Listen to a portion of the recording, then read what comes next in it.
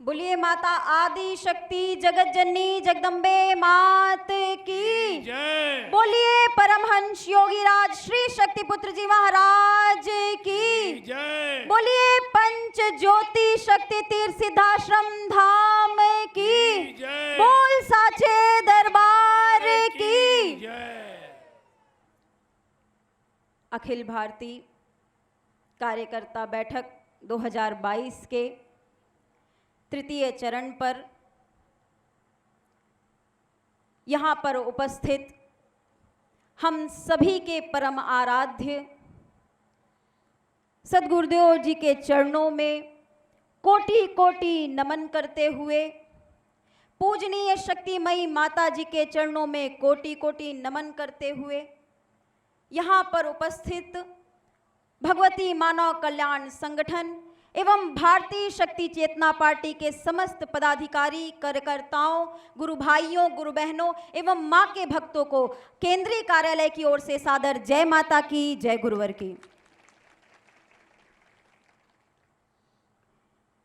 वेदों में लिखा है कि सद्गुरु के दर्शन, चेतनावान गुरु के दर्शन प्राप्त हो जाना किसी तीर्थ से कम नहीं है। जो लाभ आपको तीर्थों में जाके मिलेगा वह केवल सद्गुरु के दर्शन मात्र से प्राप्त हो जाएगा, और उस पर भी यदि सद्गुरु की कृपा दृष्टि पड़ जाए तो फिर क्या कहना। तो आज यहाँ पर जो भी गुरु भाई गुरु बहनें उपस्थित हैं, गुरुवर के चेतना अंश उपस्थित हैं, यह मान ले कि आज गुरुवर हमारे समक्ष बैठे हैं, गुरुवर की हम पर दृष्टि है, हमारी गुरुवर पर दृष्टि है, और आज हमारा एक तीर्थ हुआ है। गुरुवर की अमृत वर्षा हुई है। गुरुवर ने अपने चिंतनों से हम सभी के अंदर भरे हुए अंधकार को दूर करने का कार्य किया है।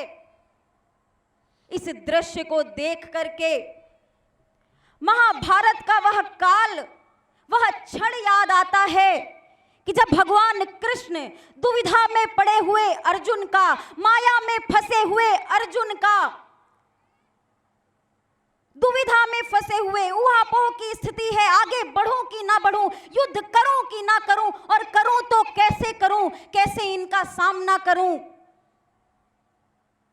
उस दुविधा से भगवान ने श्रीमद् भगवत गीता का ज्ञान दे करके जैसे अर्जुन के सारे संदेह का नाश कर दिया और उसे धर्म पथ की ओर बढ़ा दिया, महाभारत का युद्ध करके अधर्मियों का नाश करवा दिया, और वैसे ही आज परम पूज्य योगी राज श्री शक्ति पुत्र जी महाराज द्वारा अपने चेतना अंशों को वह ज्ञान दिया जा रहा है कि कैसे आज समाज में फैले अनीति या नया धर्म का हमें डटकर सामना करना है, इस युद्ध पर कैसे विजय प्राप्त करना है। सद्गुरु के जीवन में आ जाने से जीवन के सारे अभाव नष्ट हो जाते हैं, कोई कमी नहीं रह जाती। इसका सबसे बड़ा उदाहरण हमें ज्योतिष शास्त्र देता है।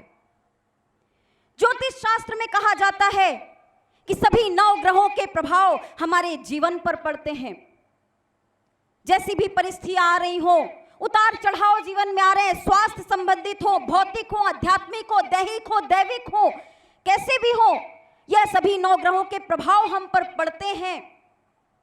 और शास्त्र कहता है कि यदि किसी व्यक्ति का कोई ग्रह खराब है, गुरु खराब है, बुध खराब है, शुक्र, शनि, राहु, केतु, यदि यह ग्रह में से कोई भी ग्रह किसी व्यक्ति का खराब है, तो वह ऐसे व्यक्ति से संबंध बना ले जिसका वह ग्रह अच्छा हो।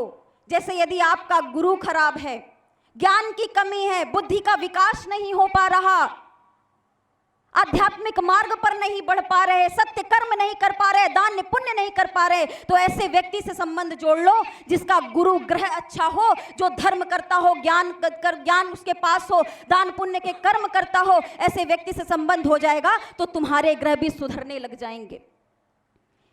किसी का बुध खराब हो, व्यापार में परिस्थितियां आ रही हो, बढ़ ना रहा हो, तो किसी ऐसे व्यक्ति से संबंध बना लो जिसका बुध अच्छा हो।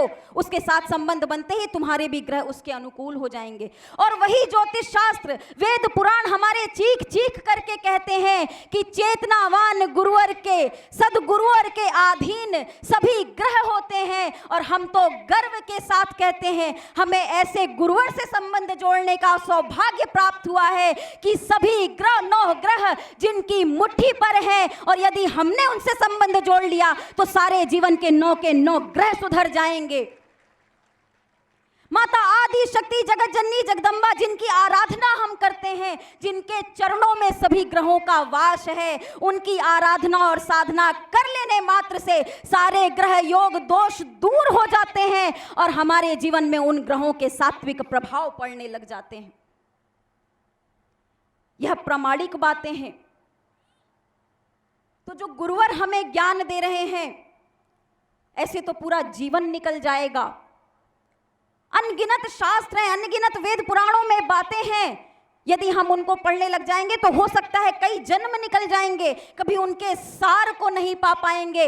मगर गुरुवर से संबंध जोड़ने के पश्चात हमें सभी वेदों पुराणों का सार प्राप्त हुआ है। साधना के रूप में, सेवा के रूप में, कर्म के रूप में जो गुरुवर ने मार्ग दिखाया है, यही एक मार्ग है जिस पर चल करके हमारे जन्म तो सुधरेंगे ही, हमारे आने वाली पीढ़ियों के भी जन्म सुधर जाएंगे।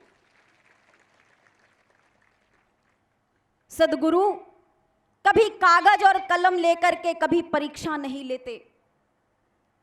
परिस्थितियां जीवन में डालते हैं, परिस्थितियों से अपने शिष्यों का आंकलन करते हैं कि कैसी परिस्थिति में मेरा शिष्य कैसा व्यवहार करता है, और उसके व्यवहार से वह आंकलन करते हैं कि उसके जीवन में किस दिशाधारा की ओर उसे बढ़ाना है। तो हमें हर परिस्थिति में तैयार रहना चाहिए। यदि गुरुवर ने कहा है कि इस मार्ग पर चल करके ही कल्याण हो सकता है, तो फिर संदेह मत रखो, अपने पूरे तन मन धन से इस विचारधारा पर आगे चलो।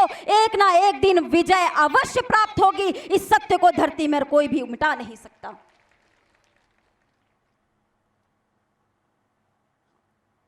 गुरुवर के साथ जुड़ करके हमने जो प्राप्त किया है उसे शब्दों पर बयान नहीं किया जा सकता। आप स्वयं आंकलन करके देखें कि गुरुवर से जुड़ने से पूर्व आपका जीवन कैसा था, और यदि गुरुवर से ना मिले होते, यदि किसी ने ना बताया होता कि पंचज्योति शक्ति तीर्थ सिद्धाश्रम में एक ऐसी ऋषि का वास है कि जिनके चरणों में जाकर के जीवन बदल जाते हैं, तो क्या हमारे और आपके जीवन में यह बदलाव आया होता? गुरुवर से जुड़ने के पूर्व अपने जीवन का आंकलन कीजिए और गुरुवर के चरणों से जुड़ने के बाद अपने जीवन का आंकलन कीजिए। क्या आप नहीं चाहते ऐसा ही पूरा समाज हो जाए, एक साथ बैठ करके मां की आराधना करें, सद्भावना पूरे विश्व में हो? यदि चाहते हैं तो केवल कार्य करते जाइए। जो गुरुवर ने हमें लक्ष्य दिया है उस लक्ष्य की ओर बढ़ते जाइए, उस पर विचार मत कीजिए। भटक जाते हैं, परेशान हो जाते हैं, और जब भी परेशान हो जाओ तो रामायण से एक उदाहरण उठा लो। यह जो वेद शास्त्र, जो रामायण गीता, गुरुवर भी कहते हैं कि इनका अध्ययन किया करो, इनके अध्ययन से बहुत कुछ ज्ञान प्राप्त होता है। और जब आप अध्ययन करोगे तो आपको बहुत सारी चीजें ऐसी पता चलेंगी, अरे हम तो इसी विचारधारा पर चल रहे हैं, हमें इससे प्रेरणा प्राप्त होती रहती है। कि भगवान हनुमान जब रावण की लंका दहन करके माता सीता के पास दहन करने जाते हैं तो एकदम छोटे बन जाते हैं, शिशु के भांति, क्योंकि भगवान के सामने शिशु ही होते हैं। बालक ही बन के जाने में लाभ है। सूक्ष्म धूर रूप धरी सियहि दिखावा, विकट रूप धरी लंक जलावा। सूक्ष्म रूप रख के मां सीता के सामने गए और विकट रूप रख करके पूरी लंका का दहन करके, लंका जला करके वापस आ गए। और उस पर भी जब वापस आए, साथ के सभी कहने लगे, अरे वाह हनुमान जी, आपने तो कमाल कर दिया, रावण की लंका ढा दी। भगवान के चरणों में आए, शीश झुकाया, नमन किया। तो हनुमान जी मुस्कुरा करके कहते हैं, हाथ जोड़ करके चरणों में शीश नवा करके कहते हैं, इसो सब तब प्रताप रघुराई, नाथ न कछु मोर प्रभुताई। इससे समझ करके देखिए कि भगवान राम के पास जाते हैं, भगवान राम कहते हैं अरे रावण, अरे हनुमान, तुमने ऐसा क्या किया कि रावण की पालित लंका, बड़े बड़े महल, बड़े बड़े दुर्ग, जहां एक परिंदा भी पर नहीं मार सकता, तुम उसको ढहा करके चले आए। तो हनुमान जी कहते हैं कि प्रभु इसमें मेरी कोई प्रभुताई नहीं है, यह तो आपकी कृपा थी। आपकी कृपा दृष्टि जिस पर हो जाए वह तो असंभव से भी असंभव कार्य को संभव कर सकता है। तो यही भाव गुरुवर के चरणों में एक बार ला करके देखिए।